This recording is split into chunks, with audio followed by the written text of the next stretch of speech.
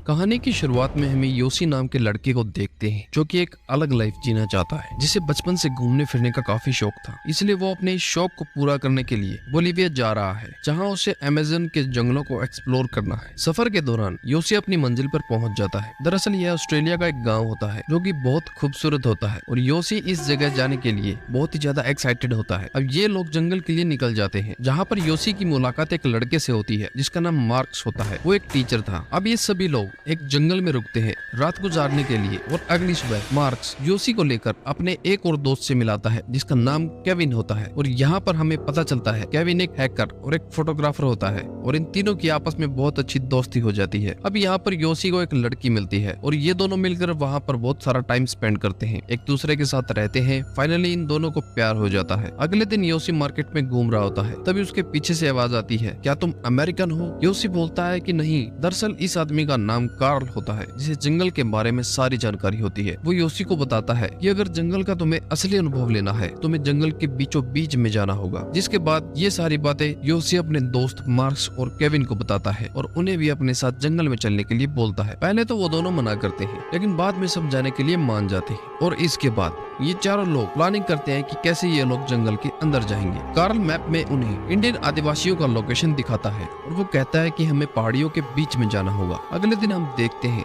सुबह ये लोग एक प्लेन हायर करते हैं और जंगल के बीच में जाके उतरते हैं। रात होने पर ये सभी लोग जंगल में कैंप लगाकर आराम करने लगते हैं। दरअसल मार्क सबसे ज्यादा डरपोक होता है क्योंकि रात में उसे एक छोटा सा कीड़ा काट लेता है और वो ऐसे डर रहा होता है जैसे उस पर बहुत बड़े जानवर ने हमला कर दिया हो। अगले दिन ये सारे लोग अपने सफर के लिए निकल जाते हैं और वहाँ पर बहुत तेज बारिश हो रही होती है, जिसके बाद आगे बढ़ने पर इन्हें एक नया कबीला मिल जाता है जिसको देखकर ये सारे लोग बहुत ज्यादा खुश हो जाते हैं। यहाँ पर हमें पता चलता है कि इस कबीले में जितने भी लोग हैं वो सारे के सारे कार्ल को जानते थे और यहाँ पर वह सारे लोग इन गाँव वालों के साथ बहुत अच्छा टाइम बिताते हैं। अब नदी में योसी को एक सोने का टुकड़ा मिल जाता है जिसके बारे में कार्ल ने उसे बताया होता है, लेकिन पहले इन लोगों को कार्ल की बातों पर यकीन नहीं था, लेकिन अब धीरे धीरे इन लोगों को कार्ल पर भरोसा होने लगता है। अब इसके बाद ये लोग अपनी मंजिल की तरफ निकल पड़ते हैं इंडियन आदिवासी को ढूंढने के लिए जिसको आज तक किसी ने भी नहीं देखा है। अब इन लोगों को चलते चलते रात हो जाती है। अब यहाँ पर कार्ल एक बंदर को मारकर सबको खाने के लिए बंदोबस्त करता है। अगले सुबह ये लोग फिर से चलना चालू कर देते हैं। यहाँ पर हम देखते हैं मार्क्स की हिम्मत टूटने लगती है क्योंकि चलते चलते उसके पैरों में छाले पड़ जाते हैं और मार्क्स की वजह से इन सारे लोगों को जंगल में एक जगह रुकना पड़ता है। आगे हम देखते हैं सुबह होने पर मार्क्स की हालत और ज्यादा खराब हो जाती है। अब यहाँ पर कार्ल उन लोगों से कहता है कि कबीला पहुंचने में अभी भी हम लोगों को 3 से 4 दिन लग सकते हैं और मार्क्स चल भी नहीं सकता। जिस पर योसी कहता है कि कोई बात नहीं, हम मार्क्स को उठा के ले जाएंगे। लेकिन कार्ल आकर सबको वापस चलने के लिए कहता है, लेकिन योसी बहुत दूर से आया होता है इसलिए वो हार नहीं मानता। यहाँ पर केविन एक बीच का रास्ता निकालता है। वो कहता है कि हम पानी के रास्ते आगे बढ़ेंगे जिस पर मार्क्स को भी चलना ना पड़े। अब यहाँ कार्ल उन लोगों से कहता है कि यह इतना आसान नहीं है, नदी के रास्ते जाने में बहुत खतरा है और वहाँ पर हमारी जान भी जा सकती है। लेकिन ये तीनों लोग किसी तरह से कार्ल को मना लेते हैं और एक नाव बनाने लगते हैं। अब यहाँ पर कार्ल सब लोगों से कहता है कि सब लोग मुझे फॉलो करेंगे और जैसा मैं बोलूंगा आपको वैसा ही करना है। अब ये सारे लोग निकल जाते हैं, लेकिन पानी के रास्ते आगे बढ़ना इतना आसान नहीं था। आगे उनके सामने एक बहुत बड़ी चट्टान आ जाती है और इस नदी के पानी का बहाव भी बहुत तेज हो जाता है। इस नदी में इतना ज्यादा बहाव होता है कि उनकी नाव उस बहाव में बहने लगती है। अब केविन कहता है कि हमें नदी के बहाव में चलना चाहिए, लेकिन कार्ल उसकी बात को नहीं मानता, जिस वजह से इन दोनों के बीच में बहस शुरू हो जाती है। लेकिन योसी अपने लोगों को रोक लेता है और नाव को किनारे लगाता है और यहाँ कार्ल बहुत गुस्सा होता है। वो कहता है कि तुम लोगों ने मेरी बात क्यों नहीं मानी। कार्ल उन लोगों से कहता है कि आज हम यहीं रुकेंगे और फिर अपना सफर कल तय करेंगे। अब केविन योसी के पास आता है और वो कहता है कि शायद कार्ल को तैरना नहीं आता है और इसलिए वो पानी से इतना ज्यादा डरता है। दरअसल कार्ल को एक्चुअल में तैरना नहीं आता है और इसलिए वो नदी के रास्ते नहीं जाना चाहता था। अब यहाँ पर किसी तरह से रात काटने के बाद सुबह वह लोग जाने की तैयारी करने लगते हैं, लेकिन कार्ल यहाँ अपना इरादा बदल लेता है। वो उन लोगों को पैदल ही अपने साथ चलने के लिए कहता है। अब ये सब सुनकर उन लोगों की परेशानी और भी बढ़ जाती है। सुबह यह लोग डिसाइड करते हैं कि 2 लोग पैदल चल के जाएंगे और 2 लोग नाव लेके जाएंगे। जिसके बाद मार्क्स कार्ल के साथ अपनी मंजिल की तरफ निकल जाता है। अब केविन और योसी भी अपनी राह को निकल जाते हैं और वो लोग बहुत खुश होते हैं क्योंकि नाव का सारा कंट्रोल अब इनके पास था। अब ये लोग आगे बढ़ना चालू कर देते हैं, लेकिन ये सफर इतना आसान नहीं होता। इसके बाद योसी आराम से अपने नाव पर लेटा हुआ होता है। तभी यहाँ पर एक बहुत बड़ी लहर आती है और इनकी नाव को पलट देती है, जिससे वह एक पत्थर पर जाके रुक जाते हैं और यहाँ के लोग फंस चुके थे।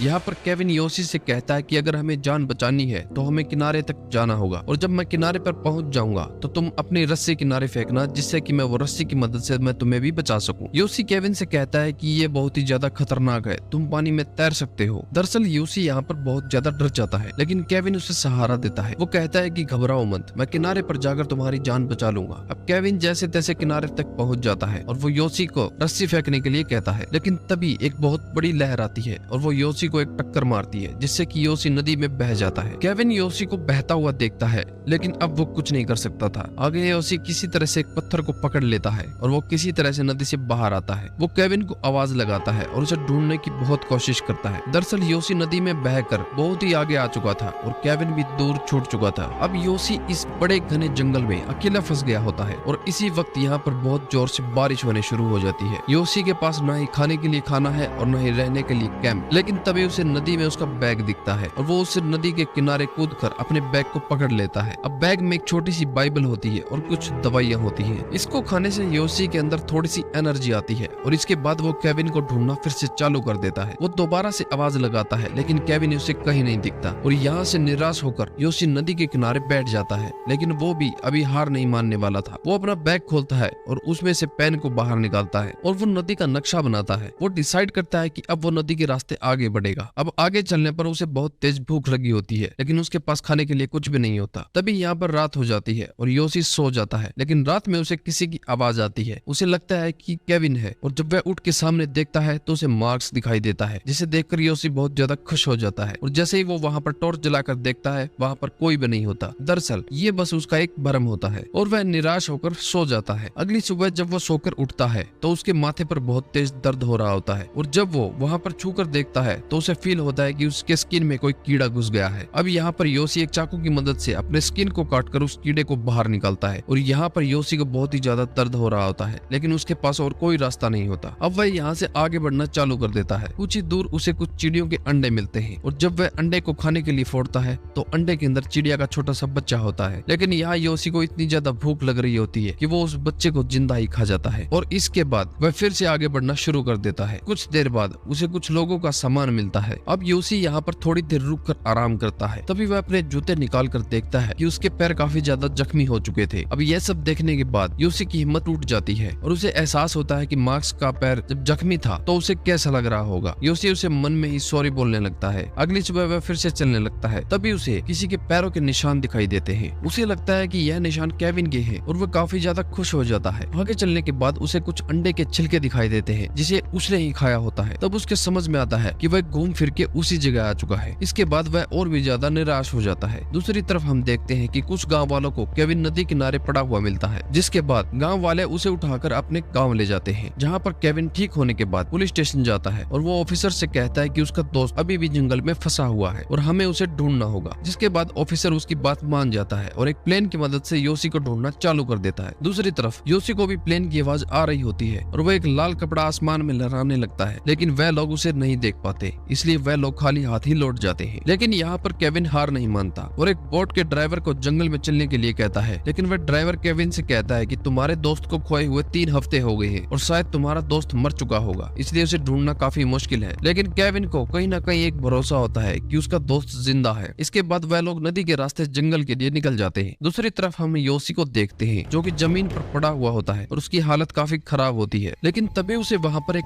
आदिवासी लड़की दिखाई देती है, लेकिन वह लड़की योशी से डर के भागने लगती है। लेकिन योशी उसे समझाने की कोशिश करता है कि वह उसे कुछ नहीं करेगा और वह उसे कहता है कि वह रास्ता भटक चुका है और शायद उसे तुम्हारी मदद चाहिए। यहाँ पर हमें पता चलता है कि दरअसल वह लड़की भी रास्ता भटक गई थी और उसके पास भी न खाने के लिए कुछ होता है न रहने के लिए। यहाँ पर योशी को नहीं पता कि उस लड़की को इंग्लिश आती है या नहीं, लेकिन फिर भी वह उससे बातें करता रहता है क्योंकि कुछ दिनों के बाद किसी और से बात कर रहा होता है। जब उस लड़की के साथ उसकी बात नहीं होती तब वह आगे बढ़ना चालू कर देता है, जिसके बाद रात होने पर वह दोनों सो जाते हैं और सुबह होने के बाद हम देखते हैं कि वह लड़की वहाँ से गायब हो जाती है। यहाँ पर हमें पता चलता है कि दरअसल वह लड़की कभी वहाँ थी ही नहीं। यह सब योशी के मन का भ्रम होता है। अब धीरे धीरे योशी भूख और प्यास के कारण अपना मानसिक संतुलन खोने लगता है और पागलों जैसी हरकतें करने लगता है और आगे बढ़ने लगता है। तभी उसका पैर एक दलदल में फंस जाता है, जिसके बाद वह अपने आप को कंट्रोल करने की कोशिश करता है और तभी उसे एक बात याद आती है कि ईश्वर हमेशा हमारे साथ है, जिससे उसकी थोड़ी हिम्मत मिलती है और वह जैसे तैसे करके दलदल से बाहर निकल जाता है। लेकिन उसकी समस्या यहीं खत्म नहीं नहीं होती, जिससे कि उसे पूरे शरीर पर जंगली चींटियां फैल जाती हैं, जिसे काटने पर वह दर्द से तड़प उठता है। उसी दौरान उसे अपनी सारी जिंदगी फ्लैशबैक में दिखने लगती है। इसके बाद थोड़ी सी राहत मिलने के बाद वह एक नदी के पास पहुंच जाता है, जहाँ पर वह एक कछुए से बातें करने लगता है और अब उसकी सारी हिम्मत टूट चुकी होती है और वह सोचते सोचते वहीं सो जाता है। अगली सुबह हम देखते हैं कि केविन योसी को ढूंढते ढूंढते उसी जगह पर आ जाता है और चारों तरफ उसे ढूंढने लगता है, लेकिन योसी उसे कहीं नहीं दिखता। अब उसे भी लगने लगा था कि शायद उसका दोस्त मर चुका है और वह वापस जाने की तैयारी करने लगता है, लेकिन तभी हम देखते हैं कि योसी को उसकी आवाज आने लगती है। दरअसल योसी एक गड्ढे के अंदर सोया हुआ था, जिसकी वजह से केविन भी उसे देख नहीं पाया था। जब योसी उस गड्ढे से बाहर आकर देखता है तो उसे केविन वापस जाता हुआ दिखाई देता है, लेकिन योसी के अंदर अब उसमें इतनी भी ताकत नहीं थी कि वह उठकर केविन को आवाज लगा सके। लेकिन आखिरकार हिम्मत कर खड़ा हो जाता है और केविन को एक धीमी आवाज लगाता है और ये आवाज केविन सुन लेता है और दौड़कर योसी के पास आ जाता है और उसे गले लगा लेता है। जिसके बाद केविन उसे गांव लेकर आता है, जहां पर गांव वाले योसी को देखकर हैरान हो जाते हैं कि आखिर अब तक वह जिंदा कैसे बच पाया। इसके बाद हम देखते हैं कि योसी केविन से शुक्रिया कह रहा होता है और केविन भी उसे शुक्रिया कहता है। जिसके बाद सारे लोग योसी को बचाए रखने के लिए ईश्वर का धन्यवाद दे रहे होते हैं और इसी के साथ ये कहानी यहाँ पे खत्म हो जाती है। दोस्तों,